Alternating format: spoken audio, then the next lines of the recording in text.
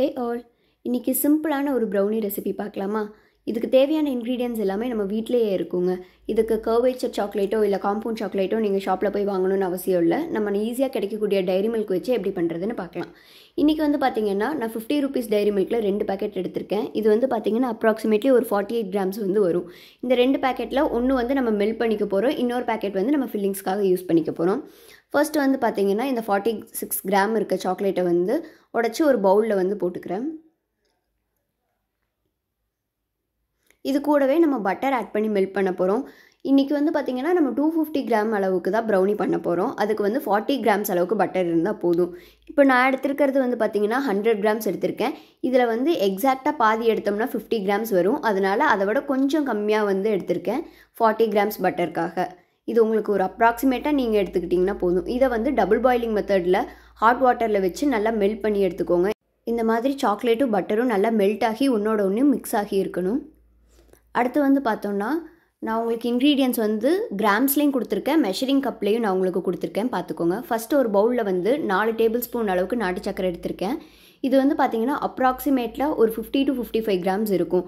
இந்த டேபிள் ஸ்பூனுங்கிறது பார்த்தீங்கன்னா உங்களுக்கு நார்மலாக இருக்கக்கூடிய மெஷரிங் கப்பில் இருக்க ஒரு டேபிள் ஸ்பூன் அளவு தான். இதோட அளவு பார்த்தீங்கன்னா 15 ml. இது கூடவே ஒரு முட்டை ஆட் பண்ணிக்கிறேன். இந்த நாட்டு சக்கரையும் முட்டையும் நல்லா ஒன்றோட ஒன்று மிக்ஸ் ஆகிற அளவுக்கு ஒரு விஸ்க் வச்சு நல்லா பீட் பண்ணிக்கோங்க. நீங்கள் ஹேண்ட் மிக்சர் வச்சும் யூஸ் பண்ணிக்கலாம்.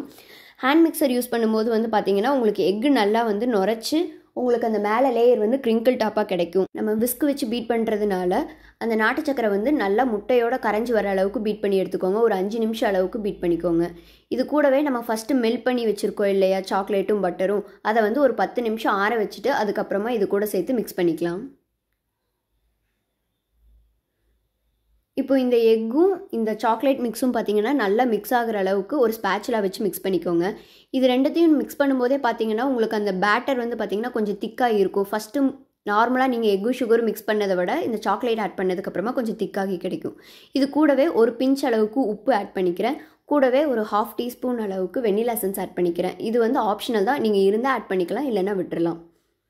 இப்போ பார்த்தோன்னா இது கூட ஒரு டேபிள் ஸ்பூன் அளவுக்கு கொக்கோ பவுடர்,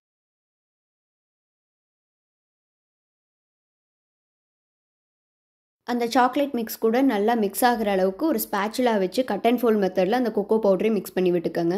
இது கூடவே நம்ம 1/3 கப் ஆஃப் ஃப்ளோர் ஆட் பண்ண போகிறோம். இன்றைக்கி பார்த்தீங்கன்னா நான் கோதுமை மாவு எடுத்திருக்கேன், நீங்கள் மைதா வேணாலும் யூஸ் பண்ணிக்கலாம். இது பார்த்தீங்கன்னா 1/3 கப் மெஷரிங் கப்பில் 85 ml கப்பில் ஒரு கப் எடுத்திருக்கேன். இதோட வெயிட் பார்த்தீங்கன்னா 40 to 45 கிராம்ஸ் இருக்கும். இதையும் நல்லா சளிச்சு அந்த பேட்டரோட ஆட் பண்ணிவிட்டு அதையும் கட் அண்ட் ஃபோல்ட் மெத்தடில் நல்லா மிக்ஸ் பண்ணி எடுத்துக்கோங்க. கட்டி எதுவும் இல்லாத அளவுக்கு கட் அண்ட் ஃபோல்ட் மெத்தடில் மெதுவாக ஜென்டிலாக மிக்ஸ் பண்ணிக்கோங்க. ஓவராக மிக்ஸ் பண்ணிடாதீங்க, ப்ரௌனி ஹார்ட் ஆயிரும். நீங்கள் மிக்ஸ் பண்ணதுக்கப்புறம் பார்த்தீங்கன்னா அந்த பேட்டர் எடுத்து இப்படி போர் பண்ணும்போது நல்லா ரிப்பன் மாதிரி விழணும். இந்த கன்சிஸ்டன்சி வர அளவுக்கு நல்லா ஜென்டிலாக ஃபோல்ட் பண்ணி எடுத்துக்கோங்க. நம்ம இன்றைக்கி 1/4 கிலோ ப்ரௌனி செய்கிறங்காட்டி இதுக்காக 5 இன்ச்சில் ஸ்கொயர் பேன் எடுத்திருக்கேன். அதில் பார்ச்மெண்ட் பேப்பர் போட்டு லைன் பண்ணியிருக்கேங்க. அதில் இப்போ நம்ம ரெடி பண்ணி வச்சுருக்க இந்த பேட்டரை ட்ரான்ஸ்ஃபர் பண்ணிக்கலாம்.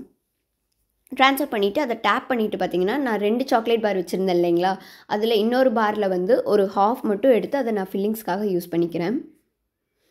இதில் நம்ம சின்ன சின்ன பீசஸாக கட் பண்ணி அதை அந்த ப்ரௌனி பேட்டரில் நம்ம சென்டரில் எல்லா பக்கமும் வச்சு நம்ம ஃபில் பண்ணிக்கலாம். இது சாப்பிடும்போது பார்த்தீங்கன்னா உங்களுக்கு அந்த சாக்லேட் பைட்டு நல்லா டேஸ்ட்டை என்ஹான்ஸ் பண்ணி கொடுக்குங்க. இப்போ நம்ம அந்த சாக்லேட் ஃபில் பண்ணிவிட்டு மறுபடியும் அந்த ஒரு ஸ்பேச்சுலா வச்சு அந்த ப்ரௌனி பேட்டர் அந்த சாக்லேட் எல்லாம் கவர் ஆகிற மாதிரி மேலே கவர் பண்ணி விட்டுக்கோங்க. கவர் பண்ணிவிட்டு நல்லா டேப் பண்ணிவிட்டு 180 டிகிரி செல்சியஸில் 10 மினிட்ஸ் ப்ரீ ஹீட் பண்ண அவனில் 170 டிகிரி செல்சியஸில் ஒரு 15 மினிட்ஸ் பேக் பண்ணி எடுத்துக்கோங்க. பேக் பண்ணதும் அதை கம்ப்ளீட்டாக ஆற விட்டுருங்க. அதுக்கப்புறமா டீமோல்ட் பண்ணுங்கள். நம்ம விஸ்க் வச்சு மிக்ஸ் பண்ணதுங்காட்டி எனக்கு க்ரிங்கிள் டாப் அவ்வளோவா வரலைங்க. இதே நீங்கள் ஹேண்ட் மிக்சர் யூஸ் பண்ணிங்கன்னா நல்லாவே க்ரிங்கிள் டாப் கிடைக்கும் உங்களுக்கு. இப்போ இதோட கட் பண்ணி காட்டுறேன் பாருங்கள். அதோட டெக்ஸ்சர் பார்த்திங்கன்னா நல்லா ஃபட்ஜியாகவே வந்திருக்கு. நமக்கு க்ரிங்கிள் டாப் இல்லைனாலும் உள்ள லேயர் பார்த்திங்கன்னா நல்லா ஃபட்ஜியாக அந்த சாக்லேட் பைட்டோட செம்ம டேஸ்ட்டாக இருந்துச்சுங்க. நீங்களும் ட்ரை பண்ணி பாருங்கள்.